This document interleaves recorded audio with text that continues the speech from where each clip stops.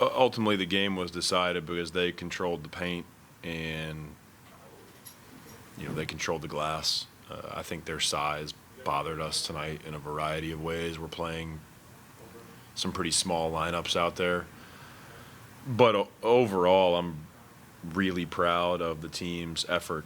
Spring back tightens up in his first shift and can't go, and so now we're down to 7 people, and I thought the team played really hard the whole game. I'm proud of the way that they carried themselves tonight, but that is a microcosm of the season. And even when things haven't gone their way, I've been proud of how our team has conducted themselves. And, hopefully they can walk out of the arena with their heads held high, understanding that even if they didn't get what they wanted, there are good things to be taken from tonight's game, just like there's good things to be taken from everything that's happened this season. And there's a lot of work to do moving forward, but overall for tonight, I'm really proud of their effort. Did you have the conversation with Key that he was going to play all 48, and if so, when did that happen and how did that conversation go? I told him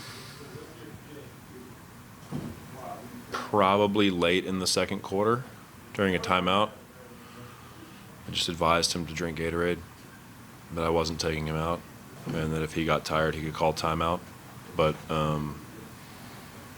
yeah, this wasn't something that I planned before the game, but I think once spring went down, we were going to need Keontae's ball handling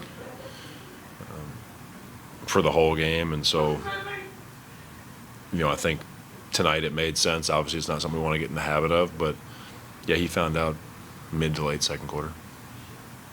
Is this kind of finality of the final game of the season and not knowing what's going to happen over the off season, do you have potential goodbye conversations with players, or how does things end with you in the locker room tonight? No, I just told the team that I'm proud of them, how they've handled themselves, that a lot of the things that I've said to you guys before, I'm a big believer that how you act when things don't go your way is ultimately how you'll be judged and remembered. And that I think they carried themselves with a lot of class this year. So it's not about having individual conversations that are goodbye. I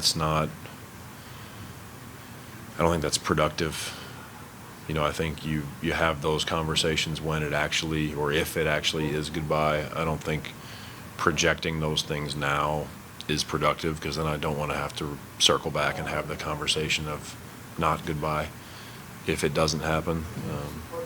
The end of season conversations are mostly about what has happened this year, sort of diagnosing where the player is at, and then trying to give them some thoughts about where they can go next in their game to help themselves and to grow and to ultimately help us. Speaking of Keontae, was guarded by Jaden McDaniels for part of the game and then was kind of attacking some switches. And what did you make of his game, and kind of how can he find ways to be maybe more efficient against good defenses with a lot of length? Yeah, I think as the game, his first stint, the first 6 or 7 minutes of the game was really hard. And it took an adjustment from Key to understand how he was going to be guarded, how their defense was going to operate. Obviously he goes 0 for 8 from 3, which is not something I expect. I thought he got some good looks. But I think that there's still areas where he can grow and learn in terms of when to play downhill, when to shoot his jumper. Tonight's hard because they were very much making him a priority in terms of how they were guarding him, especially with some of the lineups we had out there. They were trying to get the ball out of his hands, it felt like. So, the efficiency thing is something that we are in the process of addressing, and it's going to be a big part of his summer, is understanding first and foremost what shots are efficient in general, and then secondly, what shots are efficient for him, and how can we generate more of those I'm not a person that's a never person, never take this shot. I don't think so. But it's about understanding when. And I think that we can do a better job as a staff and as a, organization of putting him in some spots where he can be more successful. So I thought as the game went, I thought he made some decent reads even when he didn't convert. We talked before the game about how the team has handled the season and how you're proud of them and how they've attacked everything. How has the season weighed on you?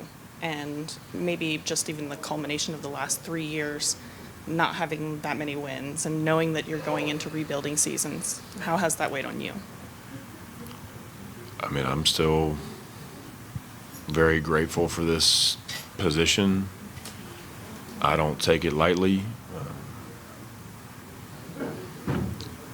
I'm honored to be the head coach of the Jazz. I'm honored to get to, help lead these guys. The situation that we're in is one that, I'm excited about. I think helping grow these young players is our best path forward. And so it's my responsibility to deal with the hard moments. Complaining is not a strategy. Even if I did, half the people don't care and the other half are happy I have problems. So I try to just maintain a little bit of perspective that even on the days when it does feel hard or the weight is a little bit heavy, that this is a good thing. And ultimately it's going to be worth it for our program. I'm a human being. There's definitely hard days and hard moments, but, I owe it to our team to every day try to be as consistent as I can be, try to bring, an attacking mindset of we're here to get better and we're here to compete in all ways every day. I'll have a more thoughtful answer for you tomorrow. But, the end of season is always a weird feeling. Whether you end in the regular season or you lose in the playoffs, that moment when it's all over is definitely a weird feeling. I don't know if I've ever gotten good at processing it. Maybe that's a good thing. Thank you. Thanks.